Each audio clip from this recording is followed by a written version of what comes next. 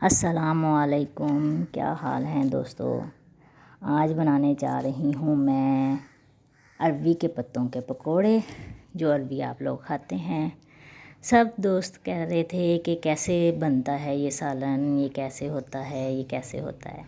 तो मैंने सोचा क्यों ना करके दिखाया जाए। बहुत कम लोग जानते हैं कि अरवी के पत्तों के कैसे पकोड़े बनाए जाते हैं, जिनमें से एक मैं खुशनसीब हूँ।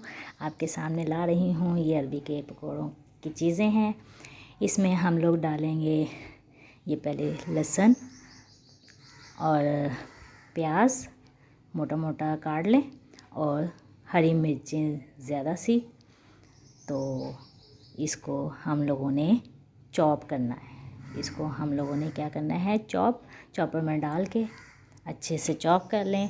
ना ज़्यादा पेस्ट बन जाए और ना ही ज़्यादा मोटा रहे। इस तरीके से मैं अभी आपको दिखा देती हूँ। चॉपर में डाल के मैंने ये किया है। और साथ साथ दुरूद शरीफ ज़रूर पढ़ें खाना पकाते हुए। दुरूद शरीफ पढ़ने से खाने में लज़्ज़त और जायका दुबाला हो जाता है, सल्लल्लाहु अलैहि वसल्लम।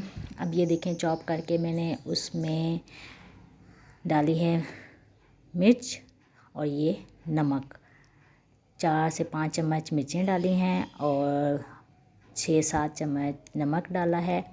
और ये कुटी हुई मिर्च, गरम मसाला। ये बेसन मैंने लिया था 1.5 किलो, 1.5 से 2 किलो के दौरान ये बेसन लिया है मैंने। और ये अनारदाना भी डाला है। और ये साबुत धनिया हाथ पे क्रश करके डालें आप। और साथ साथ दुरूद शरीफ पढ़ते हैं सल्लल्लाहु अलैहि वसल्लम। और अब थोड़ा थोड़ा पानी डाल के इसको मिक्स करते जाएं, क्योंकि इसमें बहुत मेहनत होती है, सब्र से काम लेने वाला काम होता है। ये देखें, इस तरीके से ये बन जाएगी। ये फिर आपने ये एक पत्ता लेना है। एक पत्ता लेके उसके ऊपर आप ऐसे पेस्ट करते जाएंगे 1 बाय 1। ये आपके सामने है। साथ साथ दुरूद शरीफ पढ़ें। और जब पका रहे हों तो अस्सीनो बिस्सीनी अस्सीनो बिस्सीनी अस्सीनो बिस्सीनी 3 दफ़ा ज़रूर पढ़ें। और खाने पे ब्लो कर दें, पकते हुए खाने पे हल्का सा ब्लो कर दें। तो देखना, जो नहीं भी आपके ये खाना को पसंद करता, वो भी आपके खाने की तारीफ़ करे बिना नहीं रहेगा। और आप अल्लाह का दुरूद शरीफ ज़रूर पढ़ें। और इस तरीके से आप इसको पेस्ट करते जाएं। अगर पत्ता टूटा हुआ है तो बाज़ार से लेके आते हैं तो ये टूट जाता है। और इसके जो ये पत्ते को आपने उल्टा रख के लगाना है, सीधा रख के नहीं। अब ये उसकी दूसरी परत रखी है हम लोगों ने, ये इसके अंदर ऐसे, ठीक है। इस तरीके से 1 बाय 1 हम लगाते जाएंगे। अगर पत्ता छोटा है आपका तो इस तरीके से आप 2 पत्ते रख के इस तरह आप इसको पेस्ट कर सकते हैं। और अगर आपको मेरी वीडियो पसंद आए तो इसको शेयर कीजिए अपने दोस्तों और फैमिली में। और सब्सक्राइब कीजिए जो चैनल पे नए हैं, और बेल के बटन को क्लिक कीजिए ताकि हर नई आने वाली वीडियो। और इसको 1 बाय 1 आपने इसको ऐसे पेस्ट करता रहना है। मैं आपको ये पहला स्टेप पूरा दिखाऊंगी कि इसको आपने कैसे पेस्ट करना है। ये मैंने 4 से 5 पत्ते लिए हैं, यानी कि स्टेप जो बनाए हैं 4 से 5 पत्तों का स्टेप बनाया है। इसको पेस्ट लगाने के बाद इसको ऐसे आप कवर करेंगे। पहले एक साइड से कवर करेंगे, उसके ऊपर आप ऐसे पेस्ट करें। पेस्ट करने के बाद फिर इसको आप दूसरी साइड से टर्न करें, ऐसे आराम से। जो अगर पत्ते छोटे बड़े हैं तो उसको आपने इसके अंदर ऐसे आराम से कवर करना है। और ऐसे करके लंबाई में इसको ऐसे कवर कर दें, जैसे बर्गर होता है, बर्गर के टाइप का।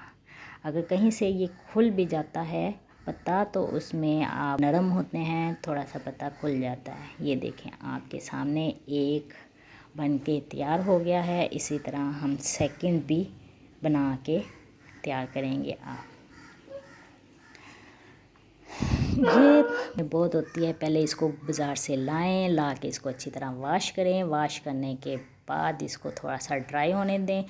ड्राई होने के बाद इसके जो कोंपलें होती हैं ये ऊपर नोक पे, अगर वो मोटी है ज़्यादा तो आप उसको सीज़र से या नाइफ़ से काट सकते हैं। फिर इस तरीके से आप उसको रख के 1 बाय 1 इसको पेस्ट लगाते जाएं और ऐसे कवर करते जाएं। पहले 1 दफ़ा रोल किया, फिर दूसरी दफ़ा, फिर इसको बर्गर की तरह आपने कवर कर दिया। अब बारी आ जाती है इसको रखने की, इसको चूल्हे पे रखने की। सबसे पहले हम लेंगे एक देचकी, बड़ा सा देगचा, और उसमें हम डालेंगे पानी, और एक लेंगे स्ट्रेनर जिसमें आप चावल करते हैं। अगर पानी ज़्यादा कम है तो इतना हो कि आपके स्ट्रेनर को लगे ना, स्ट्रेनर से थोड़ा सा नीचे नीचे रहे, और इसको आप 1 बाय 1 ऐसे एडजस्ट करें सेटिंग करके। फिर इसको आपने हल्की आंच पे रखना है, दम वाली आंच पे। पहले थोड़ा सा पानी गर्म होने दें, थोड़ा सा तेज़ आंच करके पानी आप इसको हल्की आंच कर दें, और हल्की आंच पे ये आपने 2 से ढाई घंटे रखना है। 2 से ढाई घंटे। ये देखें आंच मैं आपको दिखा रही हूँ। बार ओपन नहीं करना इसको, बार बार ओपन करने से उसकी हीट ख़त्म हो जाएगी। जैसे आप ओवन में रखते हैं, समझ लें ये ओवन सिस्टम है। तो इसको ऐसे ऊपर से बंद कर रहे हैं। पहले मैं कवर रख रही थी तो वो पूरा नहीं आया था, फिर मैंने बड़ी परात रखी। अब इसको जब 2.5 घंटे के बाद मैंने इसको ओपन किया तो इसको ऐसे टूथपिक से आपने चेक करना है कि आराम से अंदर जा रही है। अगर टूथपिक नहीं है तो आप नाइफ से भी अंदर तक देख सकते हैं कि अंदर लग तो नहीं है। ये देखें स्टिक से लगा हुआ नहीं आ रहा बिल्कुल भी, और ये इसका मतलब होता है ये हो गए हैं। अब जब ये कूल डाउन हो जाएं, इसको कूल होने दें। कूल डाउन होने के बाद फिर हम इसको काटेंगे। ये अब कूल डाउन होने के बाद मैं आपके सामने काटने लगी हूँ। ये देखें इसकी लेयर जैसे हम लोगों ने बनाई थी ये आपके सामने है। अब इसको काटेंगे छोटे छोटे टुकड़ों में, क्यूब्स में काट लें, ट्रायंगल में काट लें, जैसे आप चाहें वैसे काट लें। ज़्यादा मोस्टली क्यूब्स में ही ये काटे जाते हैं। पहले मैं इसको मिड से काटूंगी, ऐसे मिड से काटने के बाद फिर मैं आपको इसकी लेयर्स को सेटिंग किया है। आपके सामने लेयर बनाई हैं, ये देखें ये लेयर्स देखें कितनी प्यारी लग रही हैं। जैसे पहाड़ की लेयर्स होती हैं ऐसे ही इसकी अरवी के पत्तों की लेयर्स लग रही हैं। ये देखें अंदर बेसन भी नज़र आ रहा है आपको। तो ये पका हुआ ऐसा होता है, ठीक है।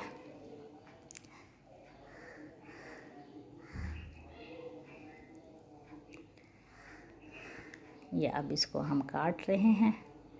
ये काटने के बाद अब हम इसको फ्राई करेंगे। अब आपके सामने ये देखो मैं क्यूब्स की हालत में काट के रख रही हूँ, और सारे काट के मैं अभी आपको दिखाती हूँ कैसे होंगे।